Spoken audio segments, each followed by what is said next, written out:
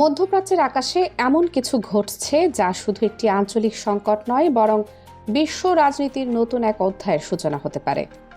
গত ২৪ ঘন্টার ঘটনাগুলো আন্তর্জাতিক কূটনীতি, সামরিক কৌশল এবং বৈশ্বিক শক্তির ভারসাম্যকে এমনভাবে নাড়া দিয়েছে যে বিশ্লেষকরা পর্যন্ত বলছেন এটা হয়তো আগামী দশকের রাজনীতির মোড় ঘুরিয়ে দিতে পারে।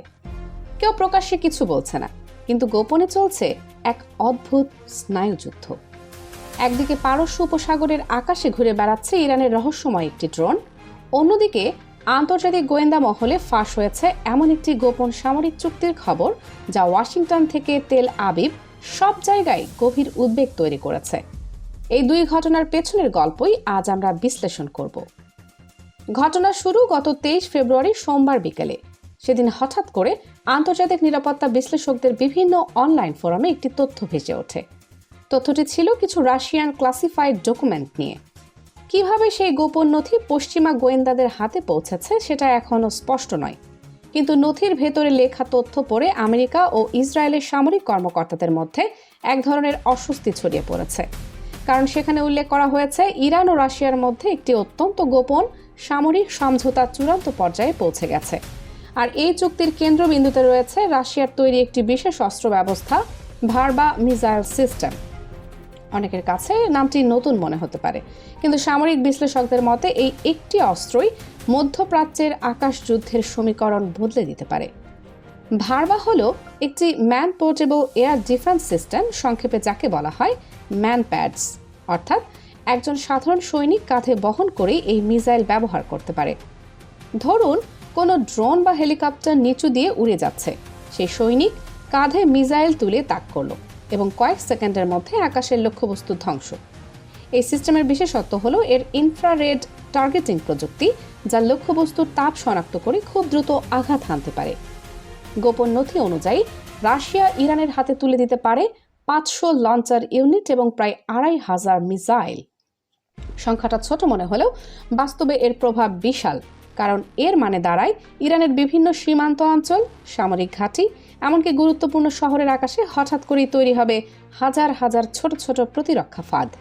বিশেষজ্ঞদের মতে যদি এই অস্ত্রগুলো সত্যিই ইরানের হাতে পৌঁছে যায়, তাহলে আমেরিকা ও ইসরায়েলের পরিকল্পিত অনেক সামরিক কৌশল কার্যত ভেস্তে যেতে পারে, কারণ তাদের প্রধান কৌশলই ছিল এয়ার সুপিরিয়রিটি, অর্থাৎ আকাশপথে হামলা চালিয়ে প্রতিপক্ষের সামরিক অবকাঠামো ধ্বংস করা। কিন্তু হাজার হাজার ম্যান পোর্টেবল মিসাইল থাকলে সেই আকাশপথ হঠাৎ করেই হয়ে উঠতে পারে অত্যন্ত বিপজ্জনক। নিচু দিয়ে উড়লে মিসাইলের আঘাত, আর অনেক উঁচুতে গেলে ধরা পড়তে পারে দূরপাল্লার রাডার ও এয়ার ডিফেন্স সিস্টেমের নজরে। অর্থাৎ আকাশ যুদ্ধের সমীকরণটাই বদলে যেতে পারে। রাশিয়া কেন এই পদক্ষেপ নিচ্ছে, প্রশ্নটাও গুরুত্বপূর্ণ। আন্তর্জাতিক রাজনীতির বিশ্লেষকদের মতে মস্কো এখন খুব স্পষ্টভাবে বুঝে গেছে যে মধ্যপ্রাচ্যের শক্তির ভারসাম্য ভেঙে গেলে তার প্রভাব পড়বে ইউরেশিয়ার নিরাপত্তার উপর। ইরান শুধু একটি দেশ নয়, বরং অনেকের কাছে এটি রাশিয়ার দক্ষিণ দিকের একটি কৌশলগত বাফার। তাই ক্রেমলিন চাইছে না ইরান একা হয়ে পড়ুক, কিন্তু ঘটনা প্রবাহ এখানেই শেষ নয়। একই সময়ে আরেকটি ঘটনা আন্তর্জাতিক নিরাপত্তা মহলে নতুন প্রশ্ন তৈরি করেছে। গত ২৪ ঘন্টারও বেশি সময় ধরে পারস্য উপসাগরের আকাশে ঘুরে বেড়াচ্ছে ইরানের একটি অজ্ঞাত ড্রোন। ড্রোনটি মাঝে মাঝে প্রায় ৩১,০০০ ফুট উচ্চতায় উঠছে এবং ঘন্টায় প্রায় ৯০০ কিলোমিটার গতিতে চলাচল করছে বলে বিভিন্ন সূত্রে জানা গেছে। সবচেয়ে অবাক করা বিষয় হলো এত বড় বড় মার্কিন যুদ্ধজাহাজ, রাডার এবং প্রতিরক্ষা ব্যবস্থা থাকা সত্ত্বেও এখনও পর্যন্ত কেউ ড্রোনটিকে ভূপাতিত করেনি। এতে আন্তর্জাতিক বিশ্লেষকদের মধ্যে নতুন প্রশ্ন উঠেছে, এটা কি শুধু একটি নজরদারি ড্রোন, নাকি এর পেছনে রয়েছে আরও জটিল কোনো সামরিক কৌশল? অনেকে মনে করছেন এটি হয়তো একটি স্ট্র্যাটেজিক টেস্ট মিশন, কারণ অতীতেও এমন ঘটনা ঘটেছে যখন ইরান ইচ্ছাকৃতভাবে ড্রোন পাঠিয়ে প্রতিপক্ষের সামরিক ভাষায় এটাকে বলা হয় ওয়ান ওয়ে মিশন, অর্থাৎ এমন একটি অপারেশন যেখানে ড্রোনটি ফিরে আসবে কিনা সেটি গুরুত্বপূর্ণ নয়। গুরুত্বপূর্ণ হলো শত্রুপক্ষের প্রতিরক্ষা ব্যবস্থা কিভাবে প্রতিক্রিয়া দেখায় সেই তথ্য সংগ্রহ করা। একটি ড্রোন কখন শনাক্ত করা হয়, কত সময় প্রতিরক্ষা ব্যবস্থা সক্রিয় হয়, কোন অস্ত্র ব্যবহার করা হয়, এই প্রতিটি তথ্য আধুনিক যুদ্ধ কৌশলের জন্য অমূল্য। পেন্টাগনের করিডোরে এখনও সেই পুরনো ঘটনার স্মৃতি তাজা। কয়েক বছর আগে যখন ইরানের একটি ড্রোন মার্কিন নৌবাহিনীর একটি যুদ্ধ জাহাজের খুব কাছে চলে এসেছিল, তখন সেটিকে গুলি করে ভূপাতিত করা হয়। পরে বিশ্লেষণে দেখা যায় সেই পুরো ঘটনাটি ছিল ইরানের একটি সুচতুর পরীক্ষা। সেই অভিজ্ঞতার কারণে এবার মার্কিন বাহিনী অত্যন্ত সতর্ক, কারণ যদি তারা ড্রোনটিকে গুলি করে তাহলে তাদের প্রতিরক্ষা ব্যবস্থার প্রতিক্রিয়া প্যাটার্ন প্রকাশ পেয়ে যেতে পারে। আবার যদি সেটি কোনো আত্মঘাতী বিস্ফোরক বহন করে থাকে তাহলে আঘাতের মুহূর্তে বড় ধরনের ঝুঁকি তৈরি হতে পারে। ফলে পরিস্থিতি এমন দাঁড়িয়েছে যে বিশ্বের সবচেয়ে শক্তিশালী সামরিক বাহিনীর সামনে একটি ড্রোন ঘুরে বেড়াচ্ছে, আর তারা অপেক্ষা করছে পরবর্তী পদক্ষেপের জন্য।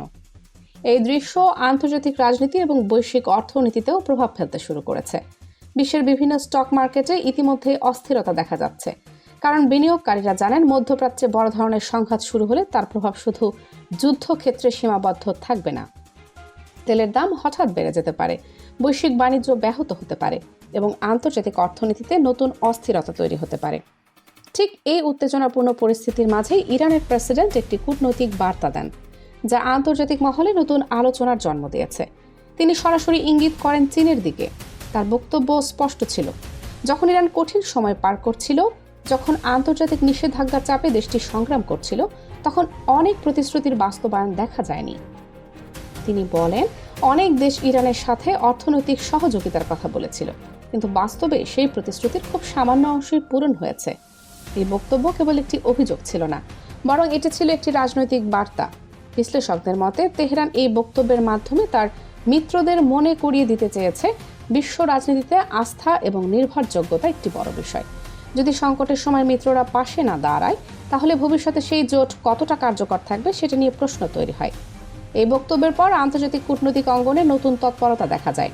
খবর আসতে থাকে যে রাশিয়া ইরানের সাথে সামরিক সহযোগিতা বাড়ানোর ব্যাপারে দ্রুত পদক্ষেপ নিচ্ছে। একই সাথে চীনও পর্দার আড়ালে নতুন অর্থনৈতিক আলোচনায় আগ্রহ দেখাতে শুরু করেছে। অর্থাৎ মধ্যপ্রাচ্যের এই উত্তেজনা এখন ধীরে ধীরে বৈশ্বিক শক্তির বড় খেলায় রূপ নিচ্ছে। এই পরিস্থিতিতে মার্কিন রাজনীতিতেও আলোচনা শুরু হয়েছে। বিশেষ করে সাবেক মার্কিন প্রেসিডেন্টের ঘনিষ্ঠ মহলে বিষয়টি নিয়ে উদ্বেগ প্রকাশ করা হয়েছে বলে বিভিন্ন আন্তর্জাতিক সংবাদ মাধ্যমে ইঙ্গিত পাওয়া গেছে। কারণ প্রশ্নটা এখন শুধু সামরিক শক্তির নয়, বরং কৌশলগত স্থিতির। মধ্যপ্রাচ্য দীর্ঘদিন ধরে বিশ্ব রাজনীতির অন্যতম গুরুত্বপূর্ণ অঞ্চল। এখানে একটি বড় সংঘাত শুরু হলে তার প্রভাব পড়বে ইউরোপ, এশিয়া এবং আমেরিকার উপরও। ইরানের পররাষ্ট্রমন্ত্রী সম্প্রতি এক বক্তব্যে বলেন, ইরান কোনো চাপের মুখে সহজে মাথা নত করবে না। তার ভাষায়, ইরানের জনগণ দীর্ঘ ইতিহাসের উত্তরাধিকার বহন করে, আর সেই ইতিহাস তাদের শিখিয়েছে সংকটের সময় দৃঢ়ভাবে দাঁড়াতে হয়। এই বক্তব্য অনেকের কাছে রাজনৈতিক ভাষণ মনে হতে পারে, কিন্তু বাস্তবতা হলো গত 4 দশকের নিষেধাজ্ঞা ও চাপের মধ্যেও ইরান তার সামরিক ও প্রযুক্তিগত সক্ষমতা ধরে রেখেছে। এখন প্রশ্ন হলো, পরবর্তী পদক্ষেপ কি? অনেক বিশ্লেষকের মতে আগামী কয়েক মাস মধ্যপ্রাচ্যের জন্য অত্যন্ত গুরুত্বপূর্ণ হতে পারে, কারণ একদিকে বাড়ছে সামরিক প্রস্তুতি, অন্যদিকে চলছে কূটনৈতিক চাপ ও পাল্টা চাপ। রাশিয়া ইরানের পাশে দাঁড়ানোর ইঙ্গিত দিচ্ছে, চীন অর্থনৈতিক সমীকরণ নতুন করে ভাবছে, আর যুক্তরাষ্ট্র ও তার মিত্ররা পরিস্থিতি গভীরভাবে পর্যবেক্ষণ করছে।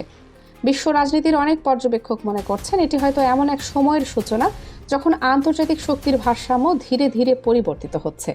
এক সময় ছিল যখন একটি মাত্র শক্তি বিশ্ব রাজনীতিতে প্রভাব বিস্তার করত, কিন্তু এখন ধীরে ধীরে তৈরি হচ্ছে বহু মেরুর একটি নতুন আন্তর্জাতিক ব্যবস্থা। এই পরিবর্তনের কেন্দ্রবিন্দুতে মধ্যপ্রাচ্য আবারও গুরুত্বপূর্ণ ভূমিকা নিতে পারে। আর সেই কারণেই তেহরান, মস্কো, ওয়াশিংটন এবং বেইজিং সব জায়গায় এখন একই প্রশ্ন ঘুরছে, পরবর্তী চালটা কে দেবে? কারণ আন্তর্জাতিক রাজনীতির এই দাবার খেলায় একটি চালই অনেক সময় পুরো বোর্ড বদলে দিতে পারে। আর মধ্যপ্রাচ্যের আকাশে ঘুরে বেড়ানো সেই রহস্যময় ড্রোন যেন মনে করিয়ে দিচ্ছে এই খেলাটি এখনো শেষ হয়নি, বরং আসল অধ্যায় শুরু হতে চলেছে হয়তো।